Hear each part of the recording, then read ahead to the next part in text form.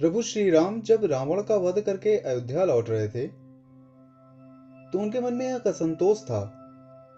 सभी ये देख के हैरान थे कि इतने शक्तिशाली व्यक्ति को इतने घमासान युद्ध में हराने के बाद भी इनका चेहरा यूं उतरा हुआ क्यों है। लक्ष्मण जी ने राम जी से पूछा कि आप इतने निराश और चिंतित क्यों दिख रहे हैं। हम इस युद्ध में विजयी हुए हैं।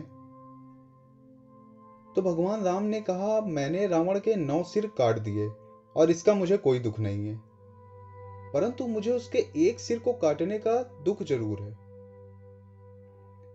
उसके 9 सिरों में लालच, क्रोध, ईर्ष्या, स्वार्थ आदि स्वभाव थे, परंतु उसका एक सिर ऐसा था जिसमें ज्ञान, करुणा, स्नेह आदि भी उपस्थित थे, जिसे मुझे उसको मारने के लिए काटना पड़ा और जिसका मुझे अत्यंत दुख है, और मैं इसके लिए अगस्त मुनि के आश्रम जाकर प्रायश्चित करना चाहता हूं।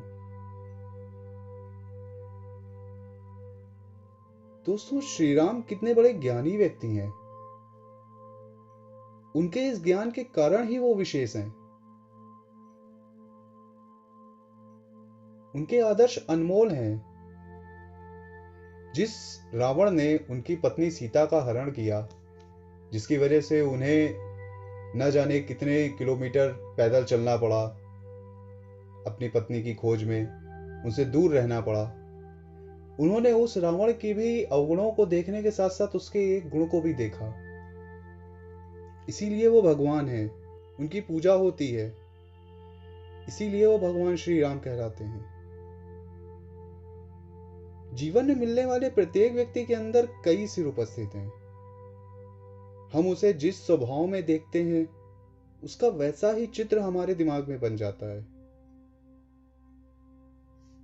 परंतु हर एक व्यक्ति के अंदर एक सिर ऐसा होता है जिसमें करुणा और स्नेह जरूर है। हमें उस व्यक्ति के उसी सिर से, उसके उसी व्यवहार से उसे जानना चाहिए।